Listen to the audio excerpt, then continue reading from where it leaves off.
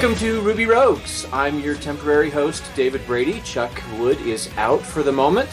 Today's panel, we have Peter Cooper, who says he is ideally the editor of Ruby Inside and Ruby Weekly and the author of Beginning Ruby. We've got Marty Hott, who is from Hot Codeworks. He's also in the Boulder Ruby users group, the Mountain RB. Marty, did you say you're one of the organizers of Mountain RB? I am. Awesome. We've got Mike Moore, who is some idiot from Utah. I'm allowed to say that because I had lunch with him recently and we hang out and stuff. No, Mike is one of the most awesome Rubyists in the state of Utah. He organizes the Mountain West RubyConf, and he is also the organizer of the Utah Valley Ruby users group.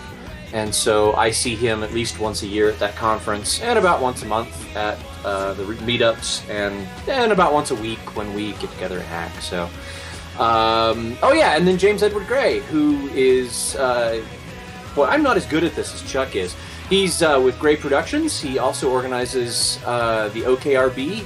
No, wait, James, do you run the users group as well? I do. I will be doing that the second I hang up on this call. Fantastic. So we'll have to hurry, guys. And James is also the organizer of Red Dirt RubyConf. And I'm your host, David Brady, and I do not organize any conferences, and I do not run any Ruby users groups, so I'm not really sure why I'm here.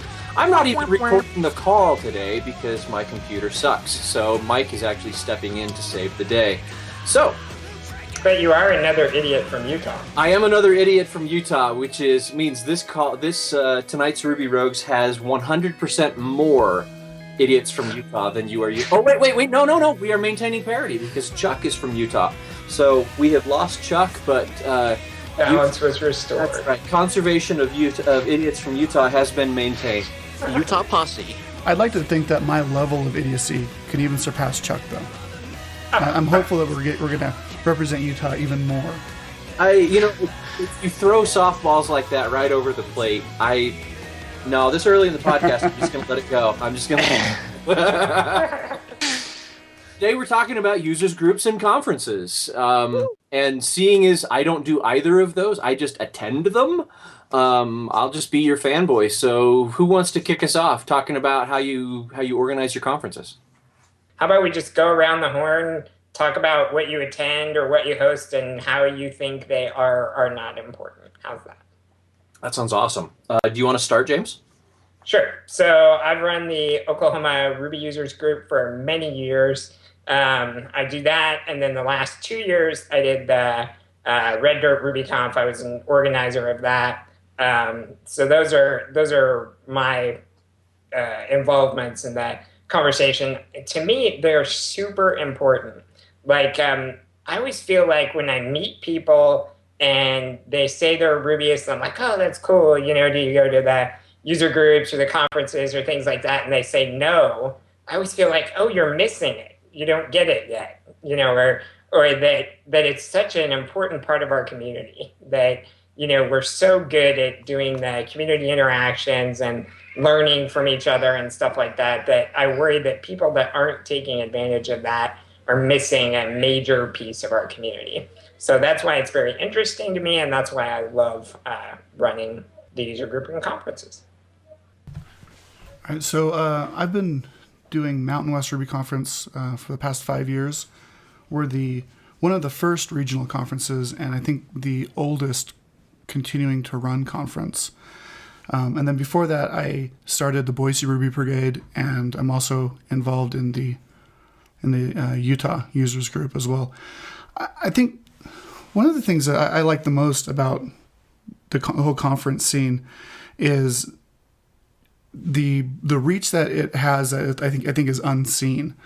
One of the things that we did early on was we decided that we wanted to record and distribute the conference proceedings, put up on the internet, and let people see it and learn from it. And that was one of the things that when I started going to Ruby conferences that I really appreciated, the times when things were recorded, and as someone new to Ruby, I could go back and kind of go at my own pace.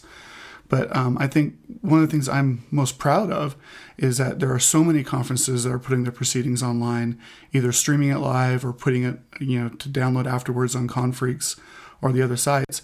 And there is a huge group of people around the world that are pulling down this content and learning from it. And that's the thing that I think I'm the most proud of, because there are so many regional conferences going out today, but the very, very far reach that they have, that is kind of unseen, is just one of the things that I like the most about it.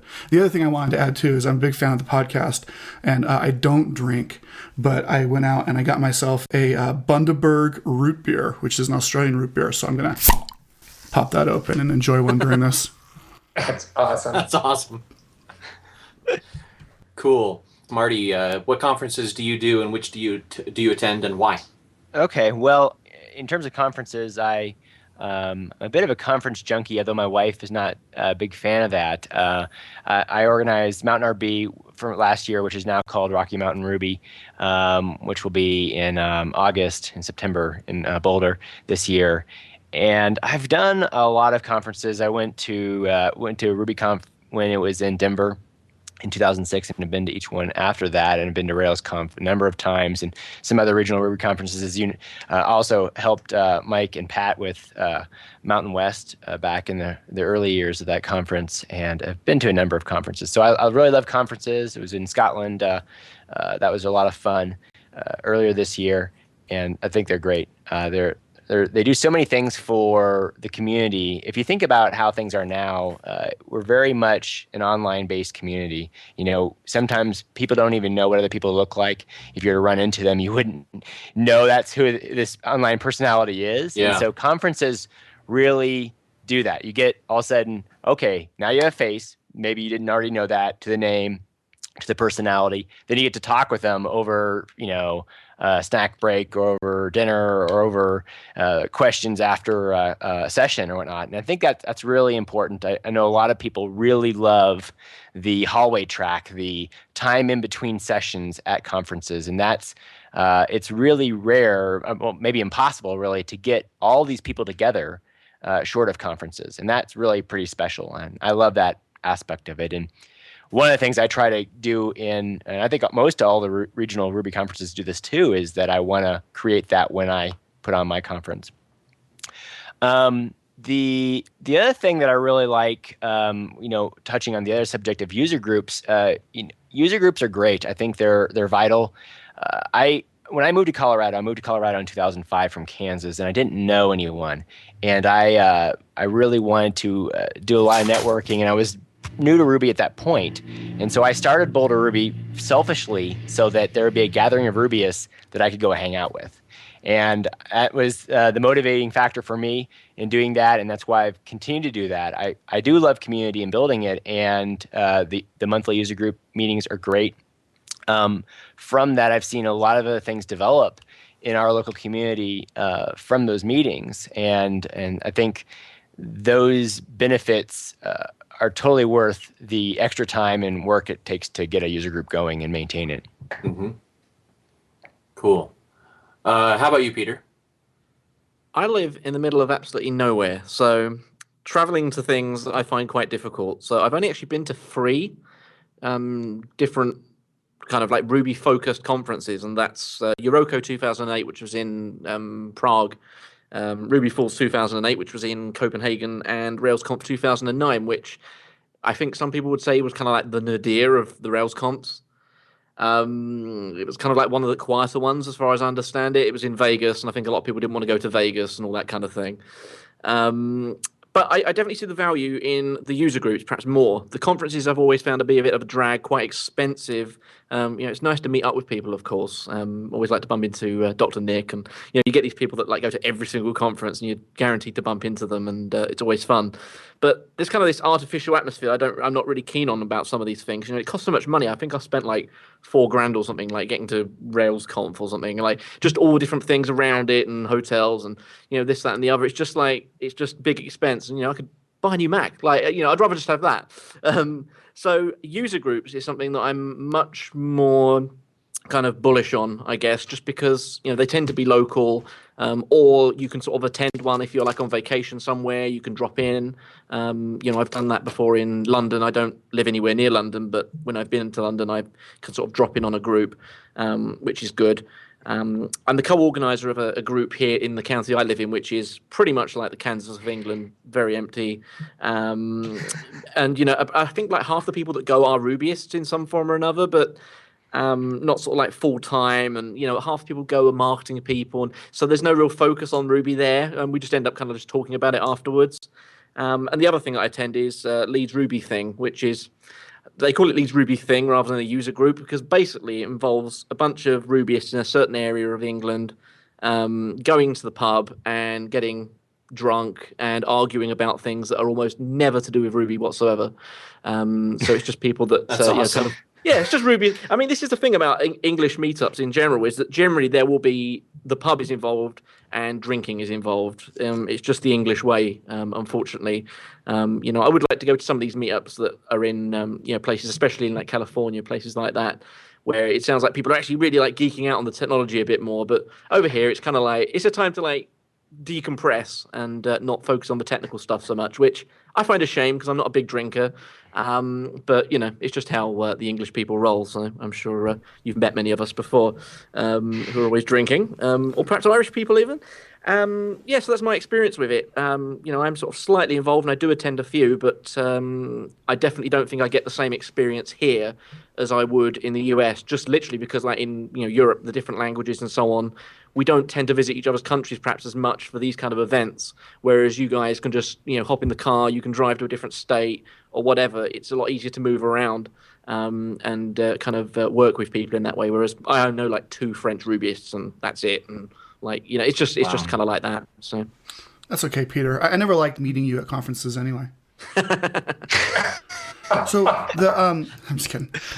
We've transitioned in here in the West, in the Utah region. We've kind of transitioned our lunch meetups to be the ostensible hacking lunches, but they just kind of devolve into just a bunch of chit chat and folks getting to know each other.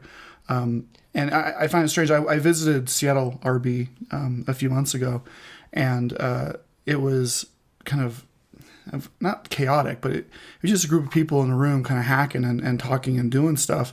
Now, our user group meetings are, they're only successful when we have a plan, when we're able to publish a schedule of who's speaking about what and how long, type of a thing, Our meetups are very type A. Yeah, they really are. But the lunches, I think, have been really good for us because that just gives us an opportunity and an excuse to be a lot more relaxed and get to know everybody that way. So, Mike, why do you think that is? Why do you think when you don't have a schedule that they don't show up? I think people are busy, and it's just a cost-benefit analysis they do. I'll chime in as well that at the risk of incurring the wrath of my fellow Utahns, Utah has no culture. Like we have no nightlife. There's just no concept of you would not go downtown on Friday night just to go downtown. We just don't do that. We live in the middle of a very sparsely populated state, and we like it that way. Just keep your distance. Yeah. And so unless there's an excuse to get together, people are just like, oh, well, why would I go do that? Well, a lot of people have responsibilities and things that they have to do. And so, there's always a trade-off. People are trading off doing something with their family to go out and to meet with a bunch of pasty white guys at night, Yeah. Rural places are like that, though. More, to me, I see. Yeah, that's the rural lifestyle, isn't it? Yeah. Whereas it's not the cosmopolitan always hanging out at the cafe kind of thing. Yeah. Yeah. So Dr. Nick's been going around giving this talk recently about how we're not very good as a community of building user groups that take the experts, train up the people that aren't, the people just getting into the language and things like that, training them up and then letting them become experts and take over like a lot of successful groups do. And his counterexample is the Toastmasters groups where they teach you to give presentations and then eventually you end up ideally running your own Toastmasters group, teaching others. And he's been pushing us to see what more we can do in that direction so that we can make our users groups more open to people. And I've been trying to implement some of his ideas here in Oklahoma, I definitely feel like that is a problem, that we've become too much of a, like, we used to just get together and talk about NoSQL stuff and crap like that just because it interests all of us, old timers that have played with everything. And so I think we were very off-putting to new people. And in fact, at tonight's meeting, we're going to have a very simple problem, and we're going to pair program our way through it and things like that. So I'm trying to turn that around, but I'd be interested to hear others' thoughts on that. Like Mike made it sound kind of like the Seattle RB may have a little bit of the same disease. I was actually going to turn that around and ask you immediately, James, how you're planning to address that. Our very last Utah Valley meetup was very informal. We all got together around the table. We were chit-chatting, and we had a guest from out of town. And 45 minutes after we were supposed to start, he says, "So, are we going to have a Ruby meetup?" And we're like, "Oh, yeah, we should probably do that." And you might want to start at some point. Might want to start, yeah. So that's I'm gonna lead the round of answers to that with my suggestion, which is that you should start your meeting, just ever, really. And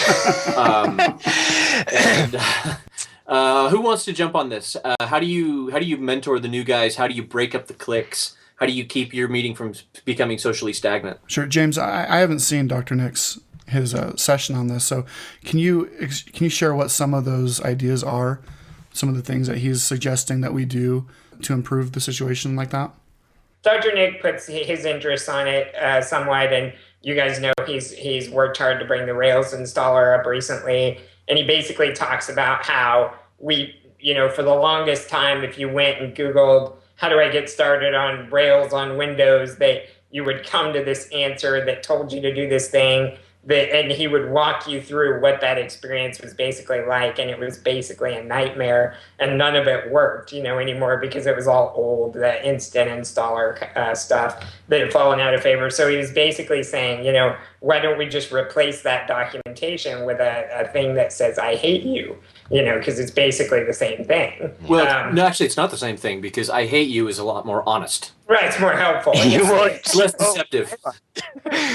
So anyways, he basically talks about things like that. So to give an example that we're going to try at OKRB tonight, one of the problems we do have is that some people there are new enough that, they don't have a great Ruby environment ready to go for something like this pair programming and stuff. And eventually I want to have sessions where we help people get installed and ready to go, though I will definitely need some help for the Windows side of that. But one of the things we're going to do tonight, we have built an OKRB EC2 instance with everything you need ready to go. So if you come tonight and you don't really have a good environment, we can just spin up another instance for you and you can play on that. So we're trying to get better about bringing those people in and doing more. We were very much a presentation group. That was our thing. But the presentations were always run by, the same 3 or 4 people that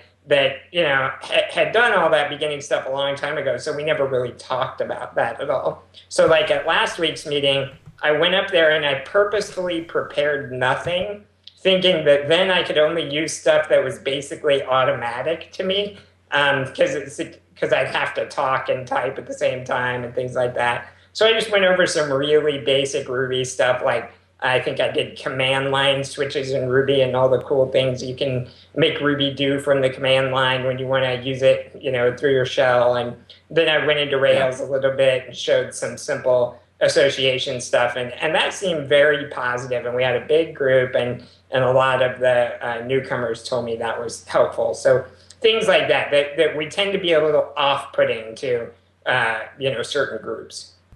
Yeah, I certainly think that it's important to get the new guys involved, and we like to ask them to present, right? If someone shows up, they're there for a couple months, we give them something that they should present on, like a design pattern or something simple. Yeah, the other thing that we've started doing just recently is we've started talking about apprenticeship patterns, about just simple things. We've got a couple of people who are new that are older.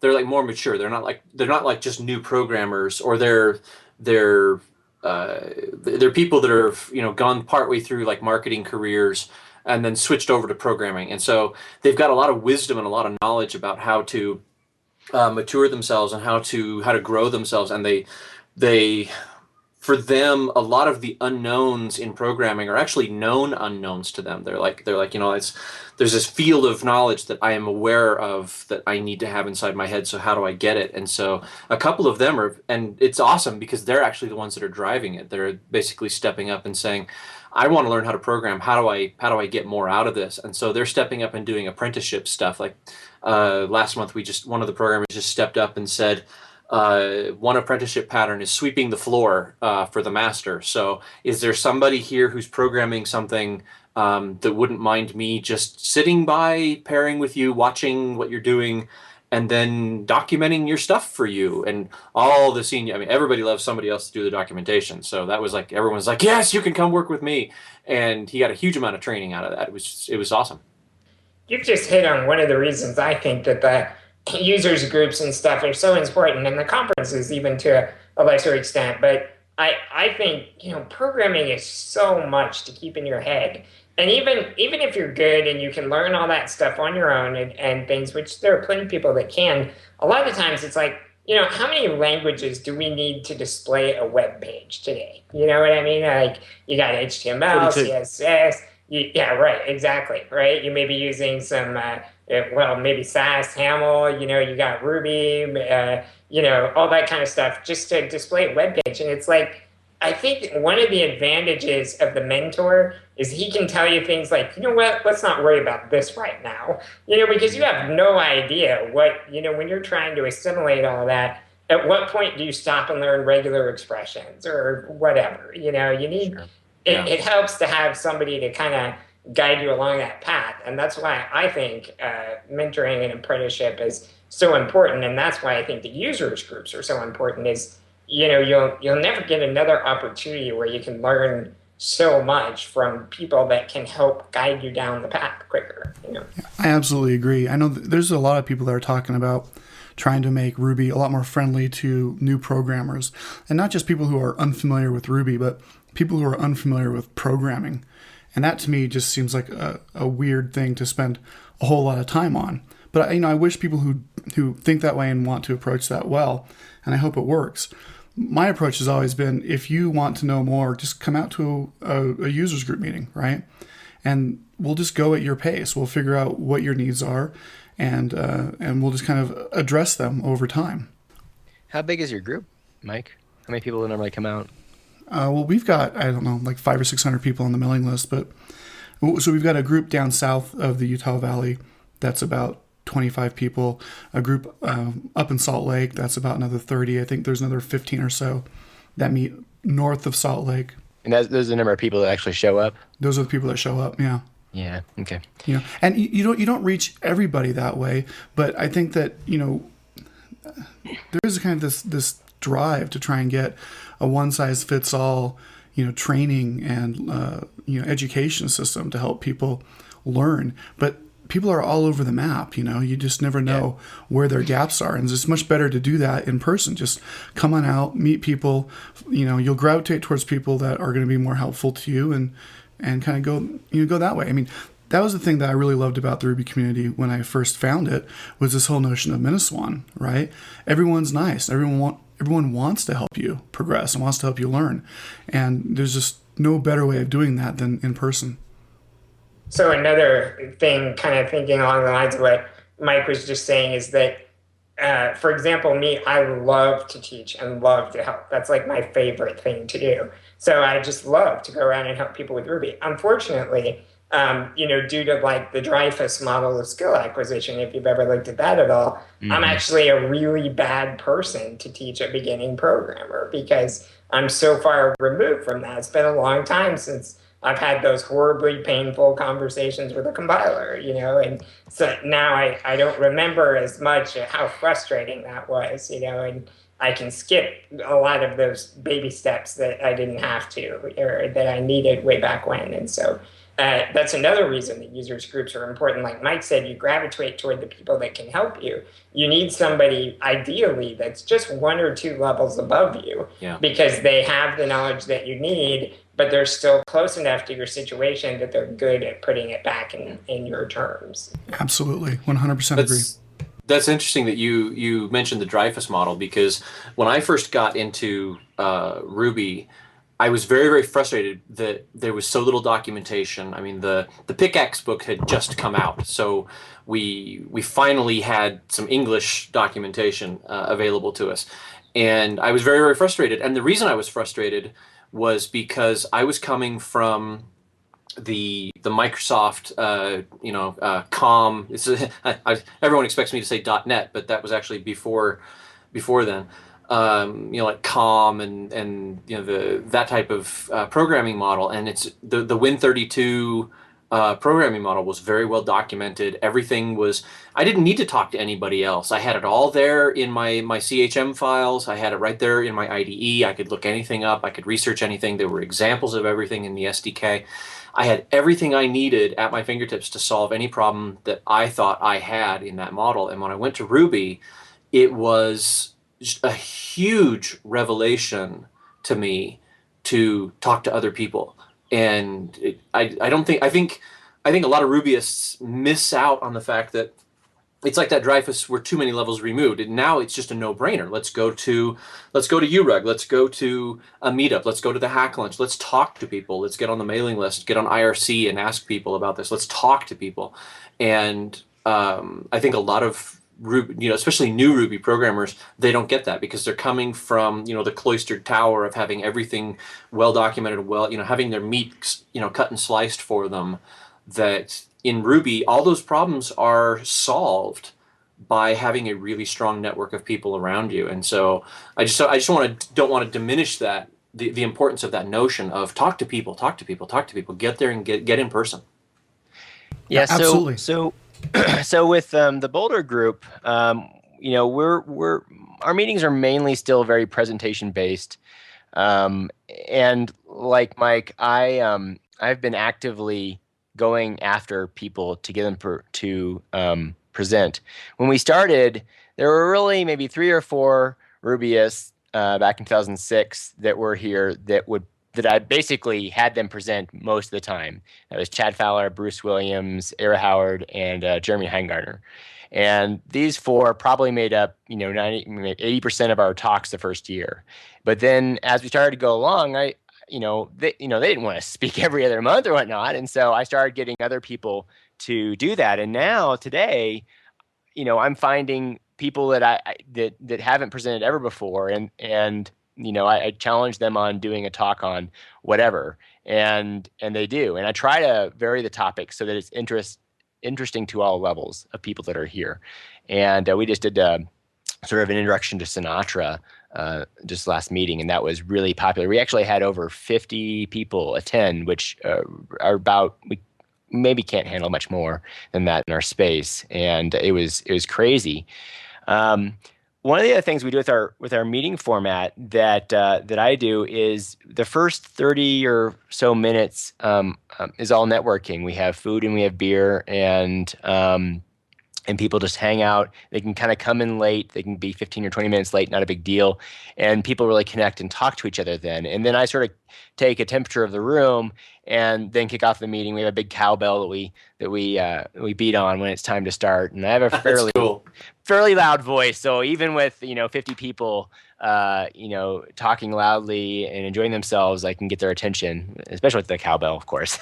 And then we start off, and then it works. And Boulder, for those of you who know Boulder is the downtown. We're in the downtown area, and everything's within 5 or 6 blocks of that. There's lots of places to go, and so it's very social, very fun to hang out there. And so it's not uncommon for people after the meeting to go out and then go to either a pub or wherever and just hang out. There's a couple of things I'd mentioned that we're doing to sort of outreach a bit more and break just the sort of the presentation model, because sometimes I wonder if that's too much of the sit down, let us throw information at you, and maybe you won't do anything with it. And I kind of worry about that. For a few years now, we've been doing Wednesday morning code and coffee thing. It's very, very informal. People show up. It now meets at the Dojo 4, which is Ara Howard's Ruby consultancy. It's right off Pearl Street. And that's a lot of fun. People can show up and they can, if they have problems or they want to show off something cool they've done to the other 6 or 8 people that are there, they can do that. And it's nice. We've also did our first code retreat a couple months ago. Corey Haynes actually came in and Chad Fowler, both of them sort of tag teamed it. And I think we had over 60 people at it. And it wasn't Ruby specific though. So it was multi-language. And that was really cool. A lot of people really dug that. And that was great because some of them were pair programming for the first time. I actually found that half of my sessions that I was doing there was introducing the concept of test-driven development and pairing and Ruby. So I'm like, wow, I'm teaching all 3 of these to somebody. We're not going to get very far in the game of life, in this session, but it was so useful to them. They were really happy to see that. And some of them did some crazy stuff. Like I think Dave Thomas and Jeremy Heingardner did the game of life using image magic, which is absolutely nuts. But it's just cool to kind of do that sort of thing. And we're going to continue to do Hackfest, maybe 2 or 3 times a year. And the last thing I'll mention is we also did a bug mash, Rails bug mash. I think it was last month that the guys, and actually it's nice because I didn't organize it. Because one of the things that I really worry about is I don't want to be the guy putting everything together and sort of dominating the community. I like it when other people step up and say, I think Boulder should have this event or this meeting and have them own that. And I'm happy to give the support and get people out to it. And so the Bug Mash was this sort of event that I totally did nothing with it at all. And they, some of our members put together and they squashed a bunch of bugs. People who didn't really know what they're doing were just trying to help fix a Rails bug. And they learned quite a bit. So that's some of the things we're doing out in Boulder. Those are some awesome ideas. Interestingly, we did an intro to Sinatra. It was a while back now. But when we did, it was also one of our most popular meetings ever. So, and then when Marty mentioned that, it brought that back to my mind. So if you ever want a slam dunk for your local Ruby users group, intro to Sinatra seems to be just like a total win. So that's interesting.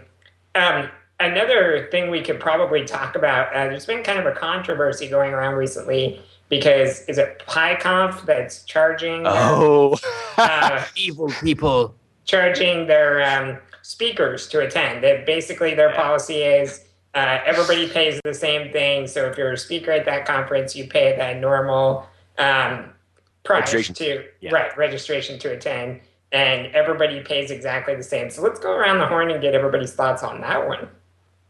I'll start really quick. Maybe I should mention something and then let you guys go around. So I'm fairly passionate about this, and I wrote a blog post, and I think I posted it Monday. I actually wrote it over the weekend and just never got around time to actually posting it. So I finally posted it, and it's over on my blog, martyhot.com. It's the last post. I don't post very often, actually. I'm so busy. But I felt compelled to post this, and sort of the underpinnings of why I think and of course, I come down on the side that speakers, of course, and volunteers and organizers should not pay a ticket, should not pay to attend.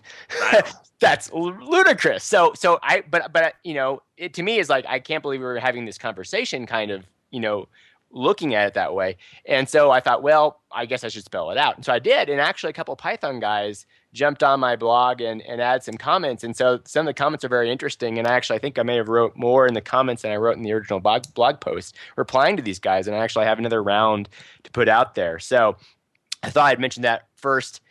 And I have some more comments on this, but I want to let everyone else go next. For me, it depends if someone's making money out of it. Like, if it's really a community thing and it's being like put together like on the hoof, as it were, then fine. But if it's O'Reilly and they're running like a major conference and they're making serious money from it, because they do make serious money from these events, then people shouldn't be paying to attend if they're helping those guys make money. That's just I just look at it from the monetary side of the point of view there. If it's a community thing, different story.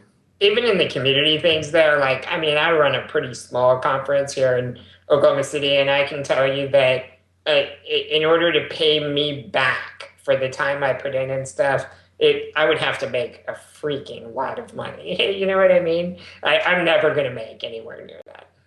And this is another thing that I think is specific to the Ruby community is oh boy, I'm almost afraid to come out and take this position, but we are really dismissive and abusive to speakers in the Ruby community. People don't seem to understand that when you say, "Hey, I'll present at a conference," that you then spend the next 6 weeks of your life freaking out about your talk, about how you're going to do it, putting it off, then losing sleep because you're not prepared.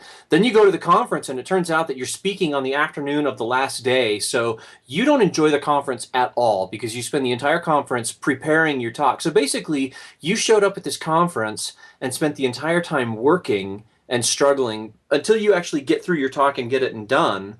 And then you can finally enjoy what's left of the conference.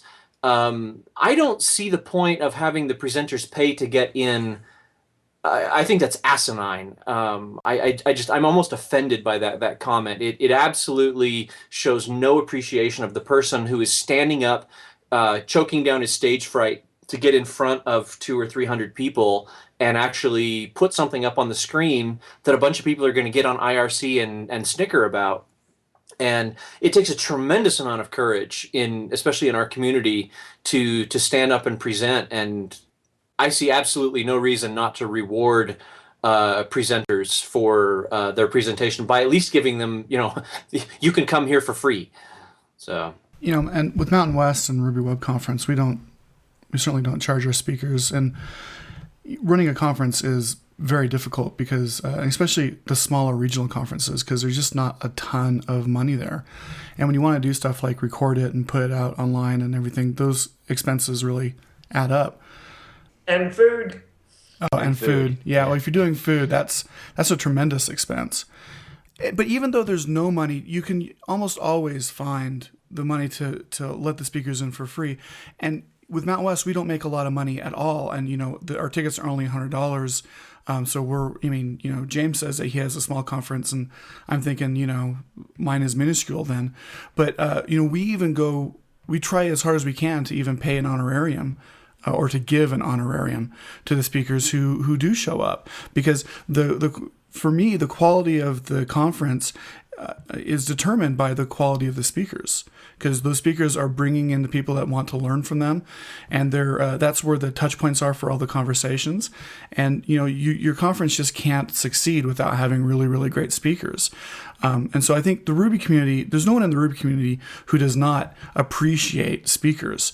I don't understand where the PyConference, where they're coming from, but obviously it makes an economical sense from them, and they've made the decision, and it seems to be okay. I don't feel like casting stones at what they're doing, but everybody I know in the Ruby community who's involved with regional conferences, and even Chad and Dave and all the guys at Ruby Central that do both Ruby Conference and Rails Conference, none of them have that perspective. So it just seems like that it is what it is, and I don't understand why a lot of people were so angry about this one conference in the Python community deciding to make a different decision. Wait, so this was the Python community, not the Ruby community? Correct. Oh, Yeah. Ruby community, I apologize. I take back what I said about you. No, it's the Python community. It's a Python conference that's charging speakers. And I believe it was a Django European conference specifically, but interestingly enough, it seems to be a philosophical difference in the Python conferences, as far as I can tell from what I've learned. PyCon actually has, and I linked to it in they made a post about their policy explaining it. The thing is, what's fascinating about their approach is it's like they see this as some sort of social equalization. Like, the speakers are the ones who are making the most money. They have made it. And so it is sort of their social obligation to pay just like everyone else and show up and sort of give back. It's all about giving back. And so they have this extra burden that they think is appropriate. And I'm not saying it's not. And I definitely agree that running a conference, that's a personal thing. Every conference is a little bit different. And, it's fine for everyone to have a different take on that. I know how I want to run my conferences, and I think most of us do, and we all have very similar conferences because of that. But what's interesting is they also had this, in some of their arguments with me, they were arguing about like, well, there's no financial need for the speakers to get this money back to attend for free. So what we do is we take their registration money, we create a financial aid program, and not just that, they make a fairly hefty chunk of their budget for financial aid so that those of lesser means can attend the conference. And so I think that it's not well, maybe some of them are where they just can't manage their budget well or whatever, and they just want to charge everyone and make it simple. But some of them are making a very conscious decision that they socially think this is important, sort of like open source software, where it's all free. And anyway, I don't know. That's kind of what I got from it. But I don't agree with that in that I think, boy, speakers are doing so much work. I mean, I've spoken at several conferences, and the amount of work I've put in is just crazy. The amount of money I've lost to not billing all my time is crazy, but I do it anyway. I don't care. And, I appreciate that at least I don't have to buy a ticket, whip out my credit card, fill out the registration thing, and submit. It's like, yeah, man, I'm working for you. I'm making your conference better. I hope I am. I guess I could see it if the conference already had a feeling to it that the speakers were all celebrities, where most like regional conferences, 80% of the speakers are like locals or some guy from a users group. It's you don't have DHH keynote at every regional conference. I mean, Yeah. you get one guy from Rails and one guy from Ruby that's really big, and if you luck out and you get Mats at your conference, then that's freaking awesome. But it's not a total celebrity fest. So I'm looking at the clock, and we're about 45 minutes in, and I want to get to the picks, but Mike asked a question in the back channel that I think is more important. So I'm going to shorten the time for our picks, if that's all right. Mike asked, what makes a good conference, specifically as an organizer? How do you choose your presenters? How do you decide on single versus multi-track conference? How do you decide on venue? That sort of thing. I think that's a really valid question, and I think I think a lot of people would be really interesting to see kind of the soft underbelly of conference organization. Does anybody want to jump on that? Absolutely, I do. Okay. So my thing with the Red Dirt conference, which I think I'm going to surprise Mike here, since he seems to think Red Dirt is bigger than Mountain West. I think Mountain West is actually about twice the size of Red Dirt. Yeah. It's a pretty small conference. But How many people came to Red Dirt this year? a little over 100. Oh, okay. So yeah, I think it's about half the size of Mountain About West. half, yeah. We had 250 at Mountain West this year, Mike? Yeah, about that, yeah. And Mountain West is a great conference that absolutely everybody needs to go to. It's actually, I stole a bunch of ideas for Red Dirt from Mountain West, so everybody. I'm stealing ideas from you. What? That doesn't. Oh, I'm just kidding. So my thing with conferences and what makes a good conference is just try something new. That is my only request. Like, I feel like conferences have stagnated just really bad, and they haven't been like trying new things and stuff like that. So when we sat down to build Red Dirt, I just brainstormed a bunch of random ideas. I didn't even care if they were good ideas. I was like, well, we'll be different, And some of them worked the first year really, really well. For example, we did the panels. So we basically pre-chose topics, and then people submitted within those topics. And then we let each of them speak. And then I ran a Q&A panel with them at the end. And we had everybody send questions to me. And I turned those questions around on the whole panel. And I would purposefully try to tilt them to things that would start discussion among the speakers and stuff like that. And everybody said that was just so cool because, some people said it was great because you didn't have to be as brave to ask a question to a speaker that you're intimidated by, because all you had to do is post it in IRC and James would ask it for you. So it kind of lowered the barrier to entry. But at the same time, we were able to weed out all of the questions that really just needed to be Googled and have a link response because we just handled that in IRC and the question was never asked to the speakers, and things like that. And plus, when you can get the speakers cross-talking, then you get multiple perspectives on the topic, So it turned out to be really interesting and stuff. And I'll admit that some of the things I tried weren't as successful, and I changed them up the second year a bit and things like that. But so my request for what it takes to make a good conference is just, the guts to try something different. And I think everybody should do that. Cool. What about you, Mike? Basically, with Mountain West, I've been chasing the sensation I had at Ruby Conference in 2005 in San Diego. And I had found Ruby about, 9 months before then. And I kind of went to San Diego on a lark because it sounded like a good vacation. But I went there and it just melted my brain. I just came back from the conference every single day, just completely tired. And it was, I think, the last Ruby conference that was fully single track.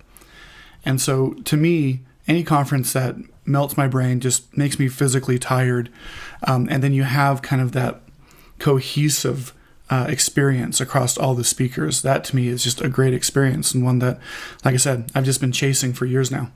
So, gosh, this is like, your favorite flavor of ice cream kind of question. I agree with James. I really like pushing the envelope. We certainly did a lot of things that were unique at Mountain RB last year, now Rocky Mountain Ruby. Personally, I think unless your size gets over a certain point, I think single track is the way to go. I agree with Mike totally in that, the unified experience is great.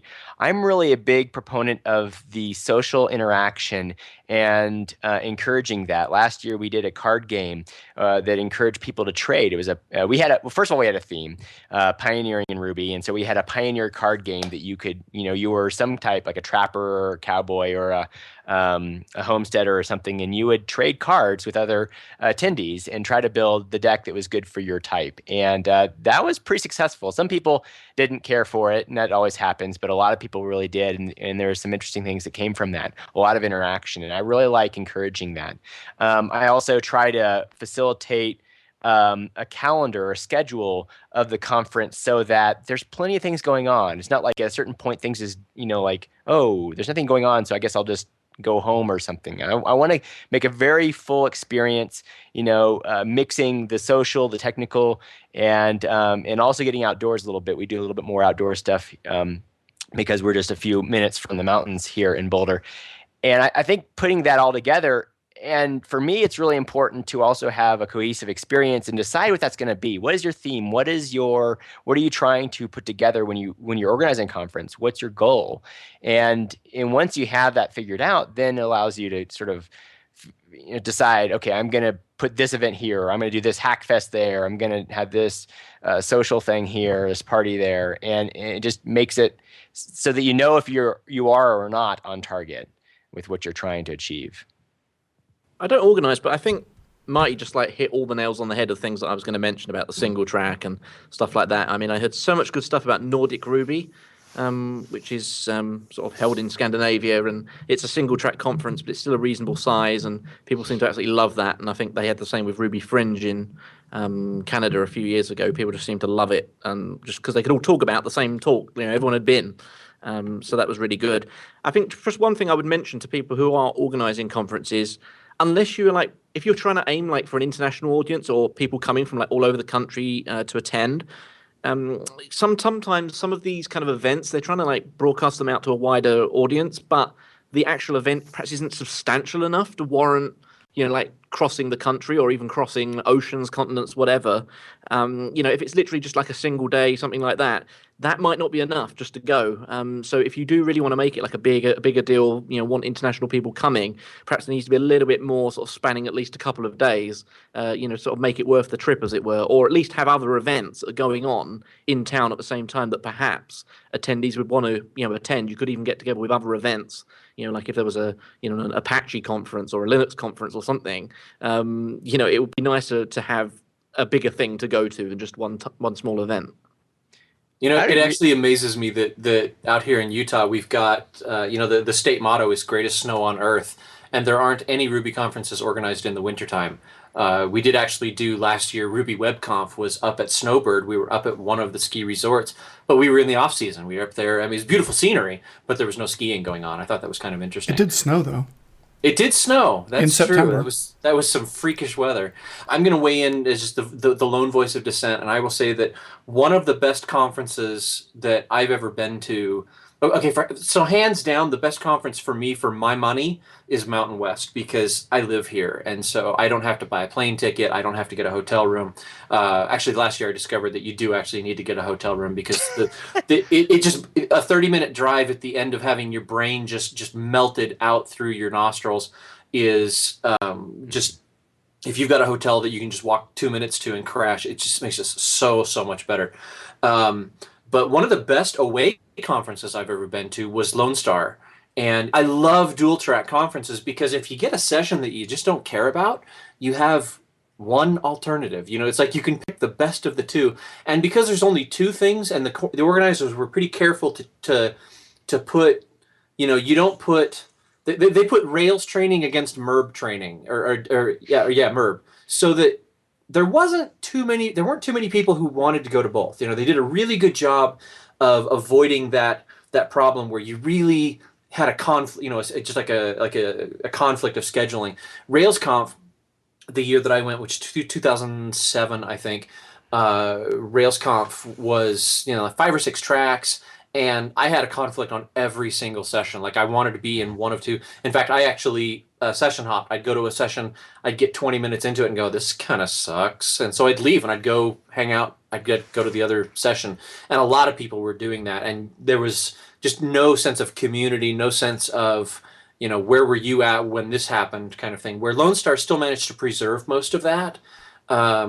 But I still have to confess that a single track conference where everybody's in the same room has a much tighter, you know, there's only one back channel that makes any sense for people to be in. You know, you don't get people talking about something that is not in your room. So, you know, one thing I wanted to mention on what Peter was saying is that, and we kind of made this decision with Mountain RB, is that we're mainly for locals. I mean, we want it to be a destination conference in that if you come here, you're going to have a great time. But we don't really expect a lot of people from out of the state to come. And we had 75% people that attended were from the Front Range, from the main Denver metro area. And that was it. And, you know, I'm okay with that. I'm okay with that. That's our guiding principle, that we're mainly for the locals to experience Ruby and have cool people come here. So we still have good speakers, but you know, we don't expect like RubyConf or RailsConf where, you know, most of the Ruby community is trying to make it out for that. I think that's a terrific point that Marty makes. And that's one of the things that, you know, as we've seen all of these regional conferences pop up, it's getting really, really difficult to not have conflicts anymore. And in fact, Ruby Conference moved their November date that they've been in for the last few years to the end of September. And that caused all sorts of different problems and this huge ripple effect where a lot of regional conferences got stomped on by Ruby Conference, and now they're trying to react. And now we've got, I think the weekend of Ruby Web Conference, there's 4 conferences happening on that weekend, you know? Wow. But I agree. It's definitely maybe even reaching almost problematic levels of like saturation. Like Marty said, it's not a problem because you go to the one in your region. You don't need to go to every single Ruby conference, you know, and there's enough talent out there. There's enough really great speakers that you're going to find people that are going to be able to speak at your conference. And so I've kind of changed my mind over the last few years. It doesn't bother me as much, you know. I want to be respectful. I don't want to stomp on someone's established date, but if someone stomps on my date, I'm not nearly as upset about it as I used to be.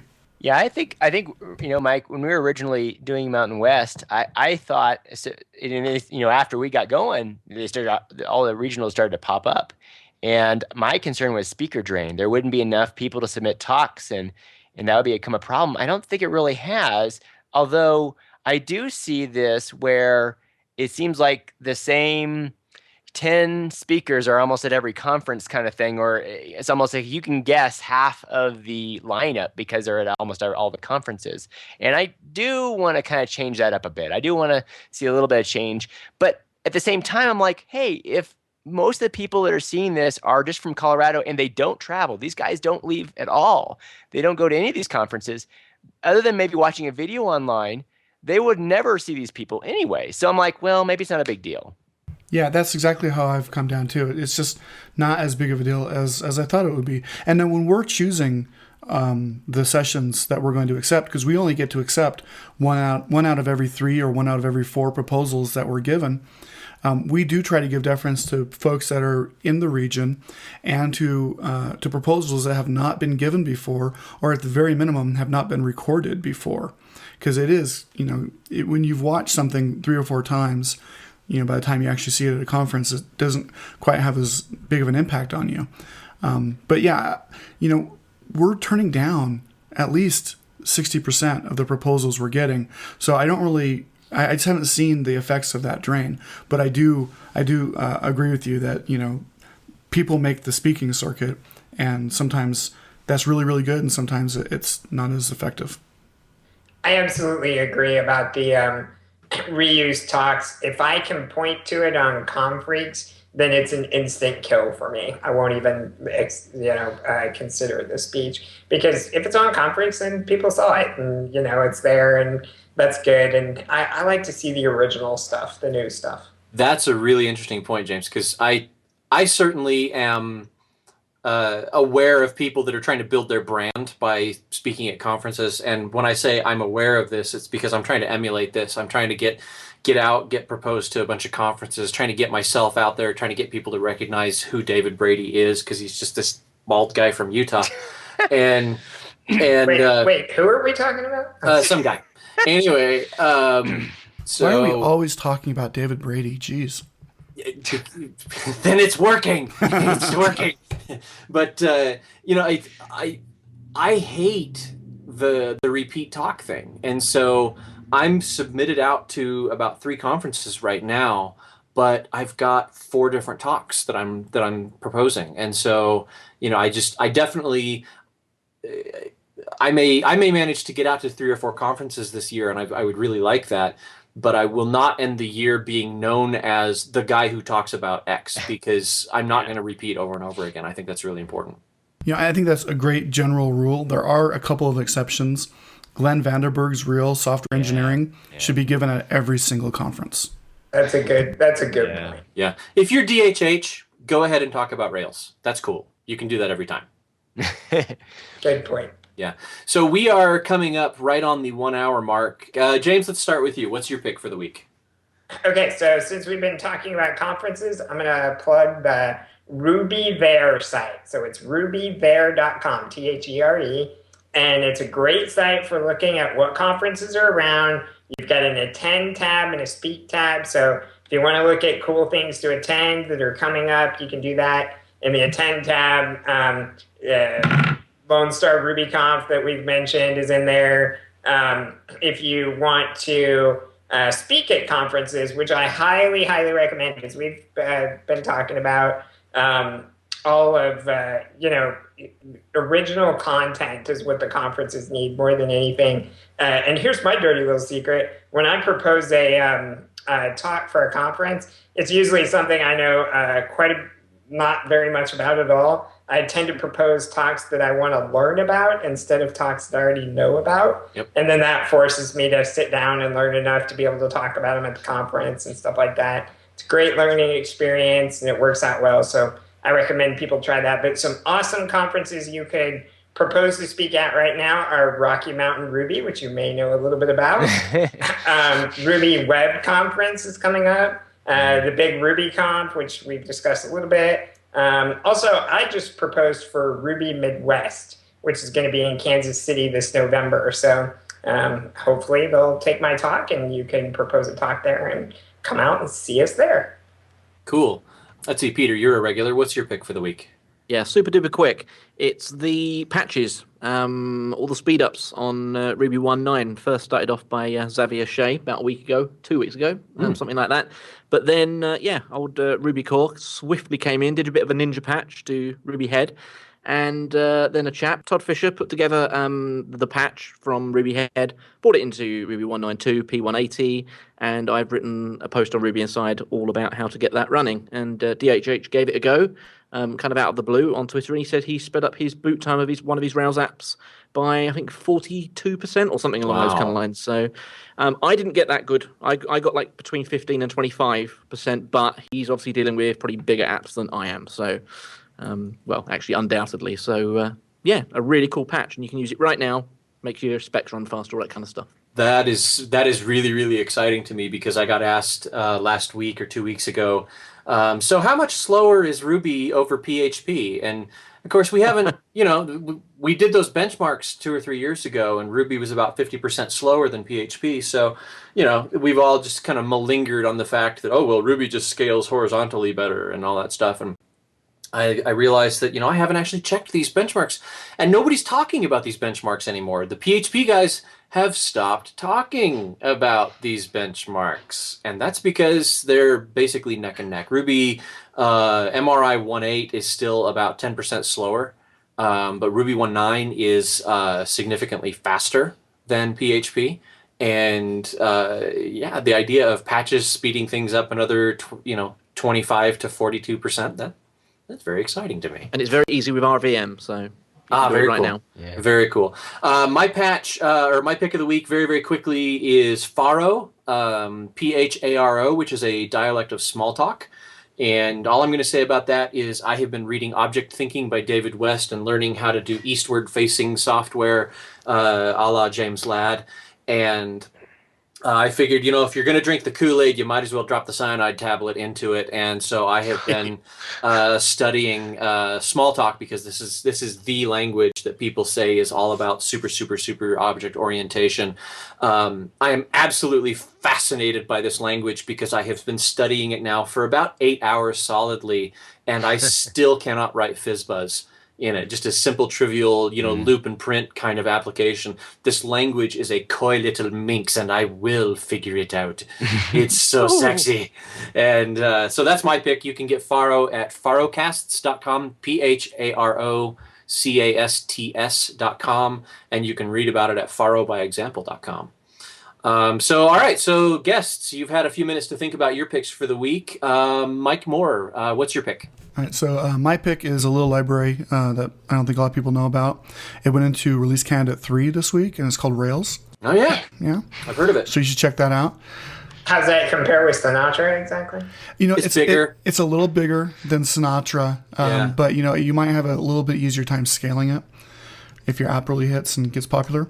The other pick I have is a really great little library called Highline that is useful for building command line applications, and it just it helps automate the input taking from a command line app. And it was written by James Edward Gray. So James, yeah. Some weird guy. yeah, some weird guy.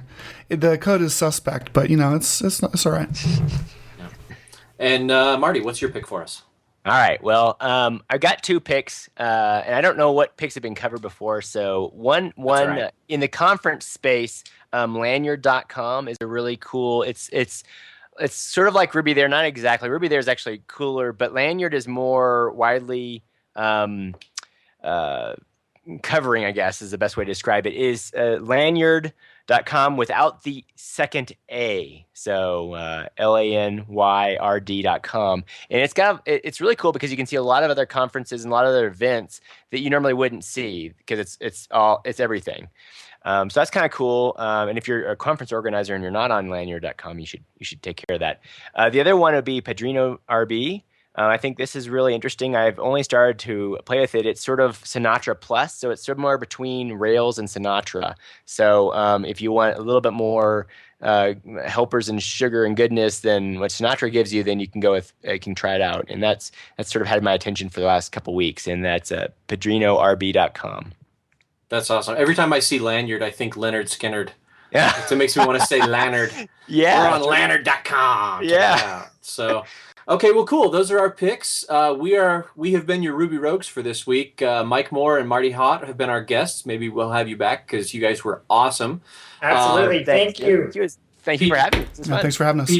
Peter Cooper and James Edward Gray and myself, David Brady, have been your regulars, and we hope to be back again as well. And good night, Moon. That's it. We fall, but then we rise. We are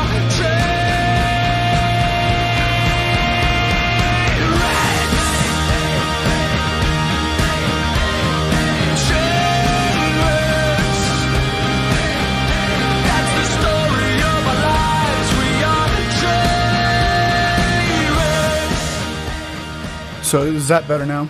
It is Yeah. much better. Much better. So my office is next to the furnace, and so it was running, and that was probably. I'm just picking up a lot of vibration with this mic. So Wow. Is it cold? no, it's getting hot. Oh, it's it. Oh yeah, baby. Is it getting Mike hot? My God. Marty hot. Marty. Oh, You God. guys, Party hot. you missed an opportunity there. That was. My one chance! No! You blew it. Totally blew it. Totally. Oh.